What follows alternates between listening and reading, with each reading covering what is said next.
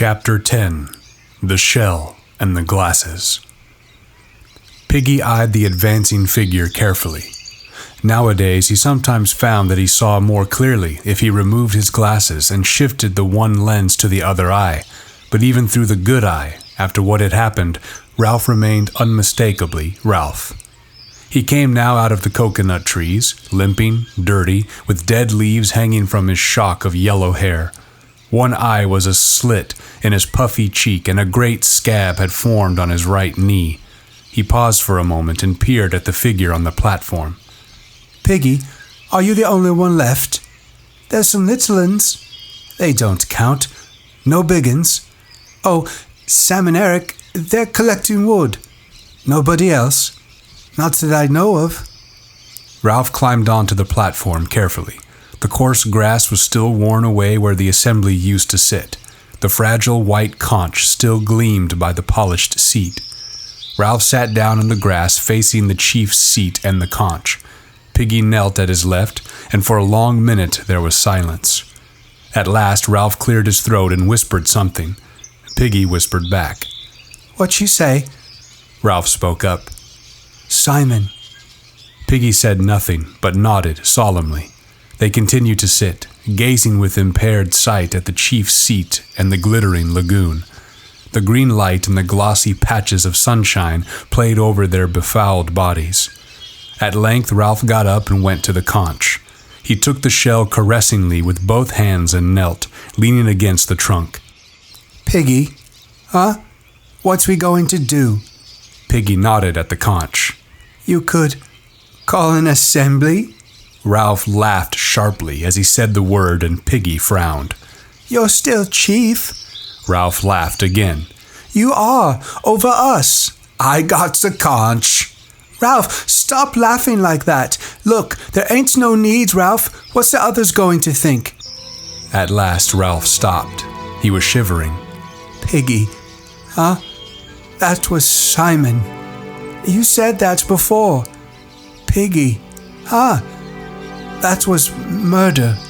"You stop it," said Piggy shrilly. "What good are you doing talking like that?" He jumped to his feet and stood over Ralph. "It was dark. There was that bloody dance. There was lightning and thunder and rain. We were scared." "I wasn't scared," said Ralph slowly. I don't know what I was." "We were scared," said Piggy excitedly. "Anything might have happened. It wasn't what you said." He was gesticulating, searching for a formula. "Oh, Piggy." Ralph's voice, low and stricken, stopped Piggy's gestures. He bent down and waited. Ralph, cradling the conch, rocked himself to and fro. "Don't you understand, Piggy? The things we did. He may still be... No.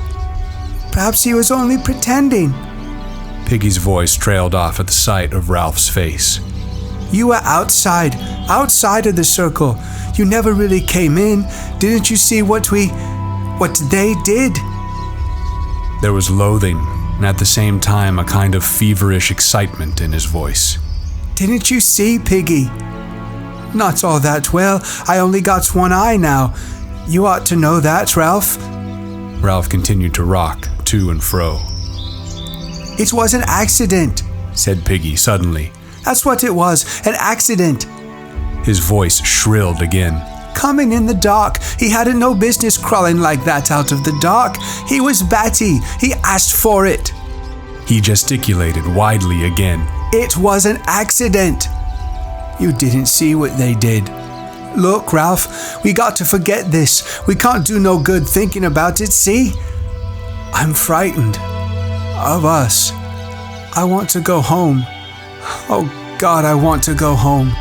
"It was an accident," said Piggy stubbornly. "And that's that." He touched Ralph's bare shoulder, and Ralph shuddered at the human contact. "And look, Ralph." Piggy glanced round quickly, then leaned close. "Don't let on we was in that dance. Not to Sam and Eric. But we were, all of us." Piggy shook his head. "Not us till last. They never noticed in the dark. Anyway, you said I was only on the outside." So was I, muttered Ralph. I was on the outside too. Piggy nodded eagerly. That's right, we was on the outside. We never done nothing. We never seen nothing. Piggy paused, then went on. We'll live on our own, the 4 of us.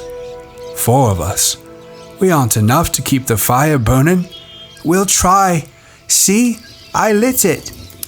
Sam and Eric came dragging a great log out of the forest. They dumped it by the fire and turned to the pool. Ralph jumped to his feet. Hi, you two. The twins checked a moment, then walked on. They're going to bathe, Ralph. Better get it over. The twins were very surprised to see Ralph. They flushed and looked past him into the air. Hello, fancy meeting you, Ralph. We just been in the forest to get wood for the fire. We got lost that night. Ralph examined his toes. You got lost after the... Piggy cleaned his lens. After the feast, said Sam in a stifled voice. Eric nodded. Yes, after the feast. We left early, said Piggy quickly, because we were tired. So did we, very early. We were very tired. Sam touched a scratch on his forehead and then hurriedly took his hand away. Eric fingered his split lip. Yes, we were very tired, repeated Sam. So we left early. Was it a good... The air was heavy with unspoken knowledge. Sam twisted and the obscene word shot out of him. Dance? Memory of the dance that none of them had attended shook all 4 boys convulsively. We left early. When Roger came to the neck of land that joined the Castle Rock to the mainland, he was not surprised to be challenged. He had reckoned during the terrible night on finding at least some of the tribe holding out against the horrors of the island in the safest place. The voice rang out sharply from on high, where the diminishing crags were balanced on one another. Halt! Who goes there? Roger. Advance, friend. Roger advanced. You could see who I was. The chief said we got to challenge everyone. Roger peered up. You couldn't stop me coming if I wanted. Couldn't I? Climb up and see. Roger clambered up the ladder-like cliff. Look at this. A log had been jammed under the topmost rock and another lever under that. Robert leaned lightly on the lever, and the rock groaned. A full effort would send the rock thundering down to the neck of land. Roger admired. He's a proper chief, isn't he? Robert nodded. He's going to take us hunting. He jerked his head in the direction of the distant shelters where a thread of white smoke climbed up the sky. Roger, sitting on the very edge of the cliff, looked somberly back at the island as he worked with his fingers at a loose tooth. His gaze settled on the top of the distant mountain, and Robert changed the unspoken subject. He's going to beat Wilfred. What for? Robert shook his head doubtfully. I don't know. He didn't say. He got angry and made us tie Wilfred up. He giggled excitedly. He's been tied for hours, waiting. But didn't the chief say why? I never heard him. Sitting on the tremendous rock in the torrid sun, Roger received this news as an illumination. He ceased to work at his tooth and sat still, assimilating the possibilities of irresponsible authority. Then, without another word, he climbed down the back of the rocks toward the cave and the rest of the tribe. The chief was sitting there, naked to the waist, his face blocked out and white and red. The tribe lay in a semicircle before him. The newly beaten and untied Wilfred was sniffing noisily in the background. Roger squatted with the rest. "Tomorrow," went on the chief, "we shall hunt again." He pointed at this savage and that with his spear. "Some of you will stay here to improve the cave and defend the gate. I shall take a few hunters with me and bring back meat. The defenders of the gate will see that the others don't sneak in." A savage raised his hand, and the chief turned a bleak, painted face toward him. "Why should they try to sneak in, chief?" The chief was vague, but earnest. "They will. They'll try to spoil things we do. So the watchers at the gate must be careful, and then..." The chief paused. They saw a triangle of startling pink dart out, pass along his lips, and vanish again. "And then The beast might try to come in. You remember how he crawled? The semicircle shuddered and muttered in agreement. He came, disguised. He may come again even though we gave him the head of our kill to eat, so watch and be careful. Stanley lifted his forearm off the rock and held up an interrogative finger. Well, but didn't we? He squirmed and looked down. No! In the silence that followed, each savage flinched away from his individual memory. No! How could we kill it? Half relieved, half daunted by the implication of further terrors, the savages murmured again. So leave the mountain alone, said the chief, solemnly, and give it the head if you go hunting. Stanley flicked his finger again. I expect the beast disguised itself. Perhaps, said the chief. A theological speculation presented itself. We'd better keep on the right side of him anyhow. You can't tell what he might do. The tribe considered this, and then were shaken, as if by a flow of wind. The chief saw the effect of his words and stood abruptly. But tomorrow we'll hunt, and when we've got meat, we'll have a feast. Bill put up his hand. Chief. Yes? What do we use for lighting the fire? The chief's blush was hidden by the white and red clay. Into his uncertain silence, the tribe spilled their murmur once more. Then the chief held up his hand. We shall take the fire from the others. Listen, tomorrow we'll hunt and get meat. Tonight, I'll go along with 2 hunters. Who will come?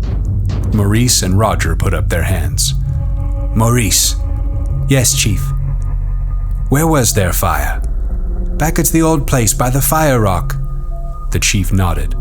The rest of you can go to sleep as soon as the sun sets, but us 3, Maurice, Roger, and me, we've got work to do. We'll leave just before sunset. Maurice put up his hand. But what happens if we meet? The chief waved his objection aside. We'll keep along by the sands. Then if he comes, we'll do our dance again. Only the 3 of us? Again the murmur swelled and died away. Piggy handed Ralph his glasses and waited to receive back his sight. The wood was damp, and this was the 3rd time they had lighted it. Ralph stood back, speaking to himself. We don't want another night without fire. He looked round guiltily at the 3 boys standing by. This was the first time he'd admitted the double function of the fire. Certainly one was to send up a beckoning column of smoke, but the other was to be a hearth now, and a comfort until they slept. Eric breathed on the wood till it glowed and sent out a little flame. A billow of white and yellow smoke reeked up. Piggy took back his glasses and looked at the smoke with pleasure. If only we could make a radio, or a plane, or a boat. Ralph dredged in his fading knowledge of the world. We might get taken prisoner by the Reds. Eric pushed back his hair. They'd be better than... He would not name people, and Sam finished the sentence for him by nodding along the beach. Ralph remembered the ungainly figure on a parachute. He said something about a dead man. He flushed painfully at this admission that he had been present at the dance. He made urging motions at the smoke and with his body. Don't stop. Go on up. Smoke's getting thinner. We need more wood already, even when it's wet. My asthma. The response was mechanical. Sucks to your asthma. If I pull logs, I get asthma bad. I wish I didn't, Ralph, but there it is. The 3 boys went into the forest and fetched armfuls of rotten wood. Once more the smoke rose yellow and thick. Let's get something to eat. Together they went to the fruit trees, carrying their spears, saying little, cramming in haste. When they came out of the forest again, the sun was setting, and only embers glowed in the fire, and there was no smoke. I can't carry any more wood, said Eric. I'm tired. Ralph cleared his throat. We kept the fire going up there. Up there it was small, but this has got to be a big one.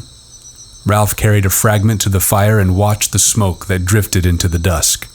We've got to keep it going. Eric flung himself down. I'm too tired. What's the good?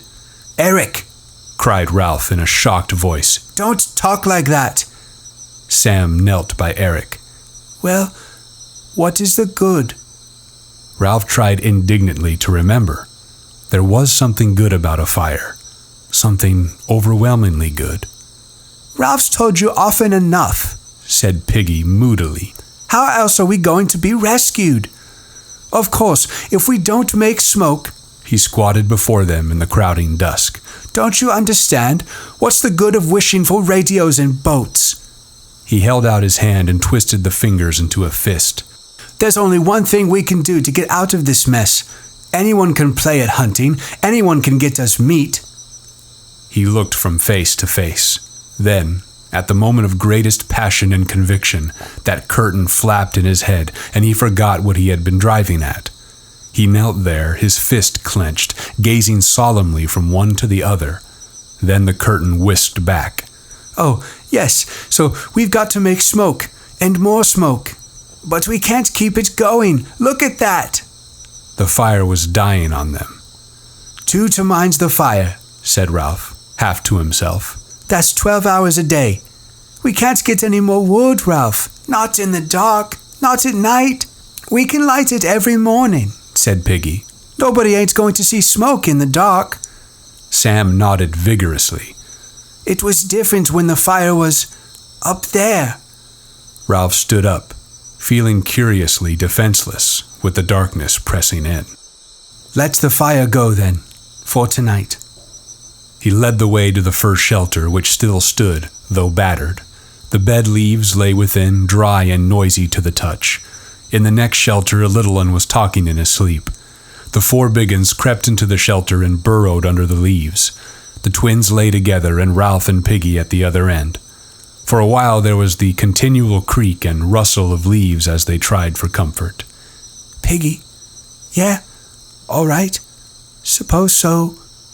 At length, save for an occasional rustle, the shelter was silent. An oblong of blackness relieved with brilliant spangles hung before them, and there was the hollow sound of surf on the reef. Ralph settled himself for his nightly game of supposing. Supposing they could be transported home by jet, then before morning they would land at that big airfield in Wiltshire. They would go by car. No, for things to be perfect, they would go by train, all the way down to Devon, and take that cottage again.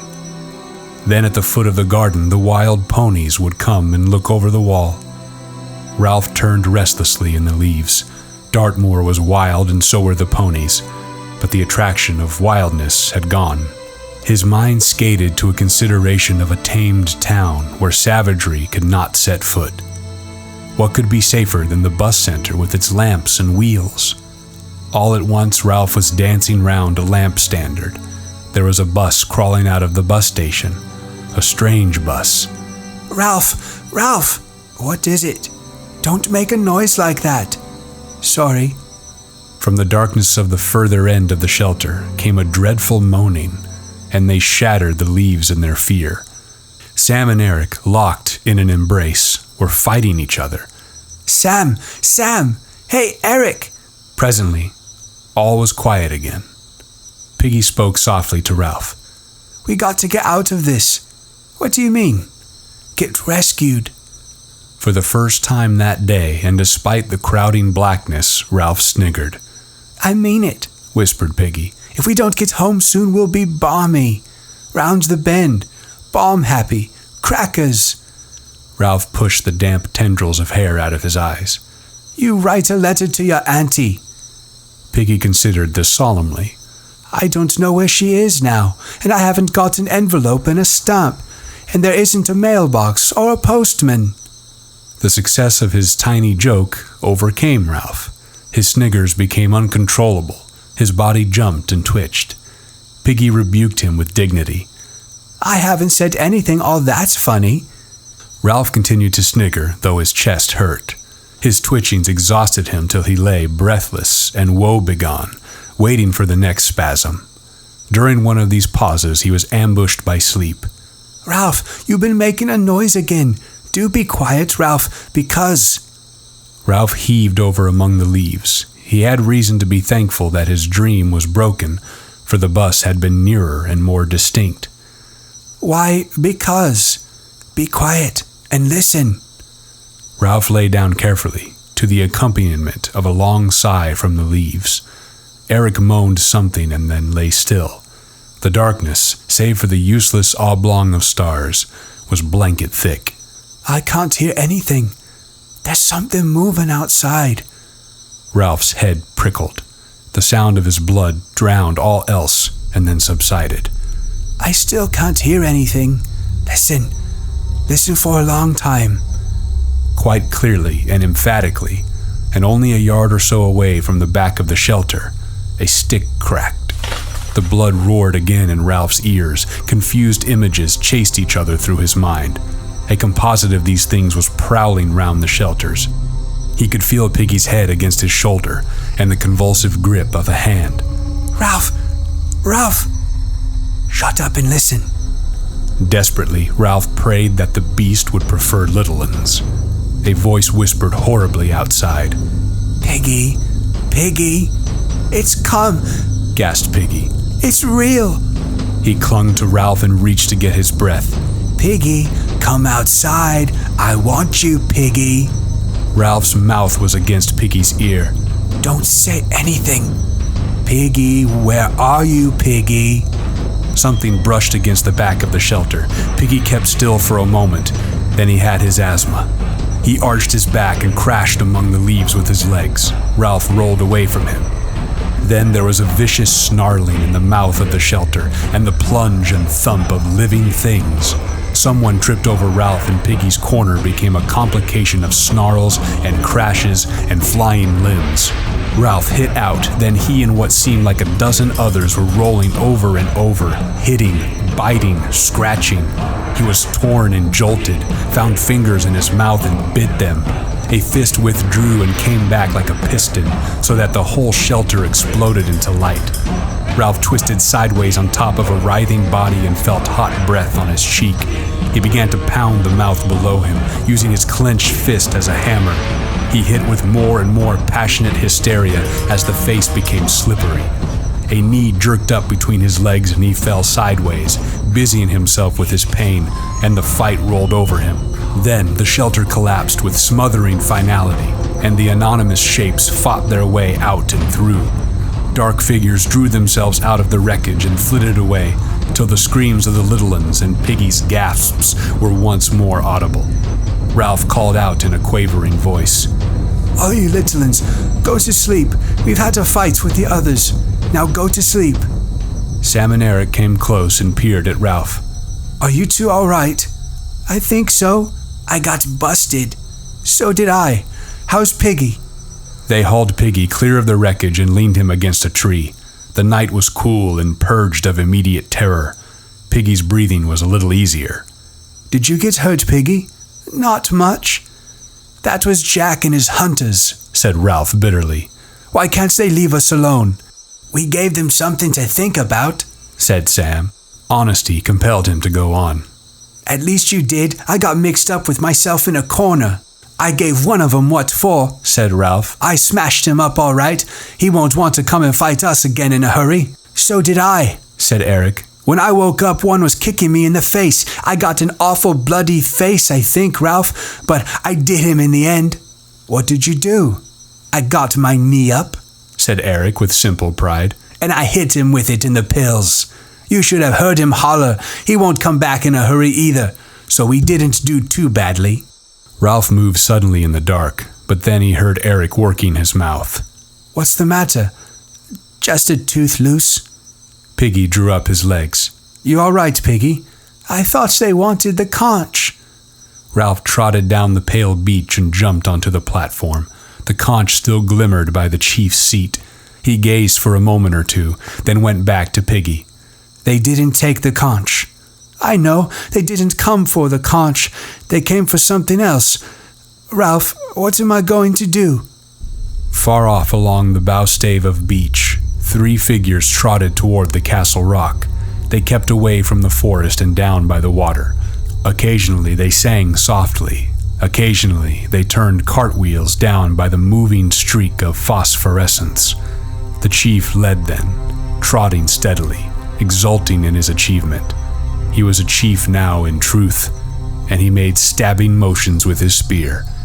From his left hand, dangled Piggy's broken glasses.